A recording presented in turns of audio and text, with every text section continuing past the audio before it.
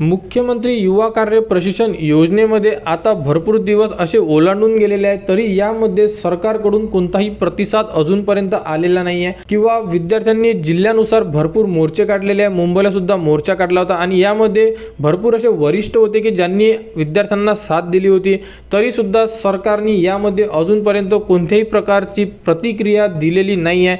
त्याचप्रमाणे अजून काही विद्यार्थ्यांचा म्हणजे काही ठिकाणचा कालावधी हा संपायचा आहे, तरी विद्यार्थी वारंवार मोर्चाच्या स्वरूपामध्ये सरकारला सांगण्याचा प्रयत्न करत आहे की आम्हाला कार्यकाळ वाढ देण्यात यावी आणि कार्यकाळ वाढ म्हणजे कंत्राटी पद्धतीने जरी घेत असाल विद्यार्थ्यांना, म्हणजे त्यांना कंत्राटी भरती मार्फत जरी कोणत्याही संस्थेमध्ये काम मिळत असेल तर ते विद्यार्थी करण्यासाठी इच्छुक आहेत। तरी यामध्ये बघू शकता की यवतमाळ या ठिकाणी सुद्धा एक मोर्चा काढण्यात आलेला आहे। नेमकं त्या मोर्चामध्ये कोणत्या मागण्या केल्या आहेत विद्यार्थ्यांनी हे सुद्धा आपण या व्हिडिओमध्ये बघणार आहे। यवतमाळ जिल्ह्यातील 16ही तालुक्यातील सध्या मुख्यमंत्री युवा प्रशिक्षण योजनेतील प्रशिक्षणार्थी विद्यार्थ्यांनी आणि खास करून जॉब करणाऱ्या तरुणांनी यवतमाळमध्ये आझाद मैदानातून मूक मोर्चाला सुरुवात केलेली आहे। हा मूक मोर्चा यवतमाळ शहरातील विविध मार्गावरून जाणार आहे आणि थेट जिल्हा कचेरीवर धडक देणार आहे।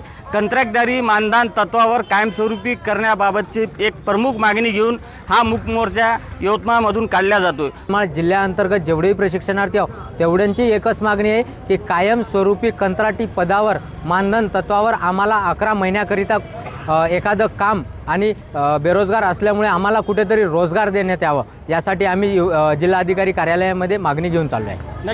तर अशा प्रकारे संपूर्ण जिल्ह्यामधून मागण्या केलेल्या आहेत, तरी सुद्धा सरकार यामध्ये कोणत्याही प्रकारचा प्रतिक्रिया देत नाही आहे। कारण अजूनपर्यंत एवढ्या दिवसापासून ज्या मागण्या केलेल्या आहे आणि यामध्ये सरकारपर्यंत संपूर्ण अपडेट गेलेलं आहे, तरी सुद्धा यावरती कोणत्याही प्रकारचं पत्र किंवा कोणतीही नोटिफिकेशन सरकारकडून विद्यार्थ्यांसाठी आलेली नाही आहे। तरी सरकार विद्यार्थ्यांबद्दल कधी विचार करणार यासाठी अजूनही विद्यार्थी वाट बघत आहे। यामध्ये तर काही विद्यार्थ्यांचा जो कालावधी आहे हा संपलेला आहे आणि त्यांना जे प्रमाणपत्र आहे म्हणजे काम करण्याचं अनुभव प्रमाणपत्र हे सुद्धा देण्यात आलेलं आहे, तरी सुद्धा यामध्ये ते सुद्धा विद्यार्थी वाट बघत आहे। कारण ते विद्यार्थी आता बेरोजगार झालेले आहे, ते कामाच्या शोधात आहे। तरी सरकारने यावरती एक विचार करायला पाहिजे आणि जे विद्यार्थ्यांचं प्रशिक्षण झालेलं आहे त्या विद्यार्थ्यांना एक रोजगार म्हणून कंत्राटी पद्धतीने कुठेतरी काम द्यायला पाहिजे। अशा प्रकारे संपूर्ण विद्यार्थी सरकारकडे मागणी करत आहे। तर युवा कार्य प्रशिक्षण योजनेमध्ये जी पुढील अपडेट येईल ती तुम्हाला आपल्या यूट्यूब चॅनलवर उपलब्ध करून देण्यात येणार आहे। त्यासाठी आपल्या चॅनलला सबस्क्राईब करा व हा व्हिडिओ इतरांपर्यंत शेअर करा।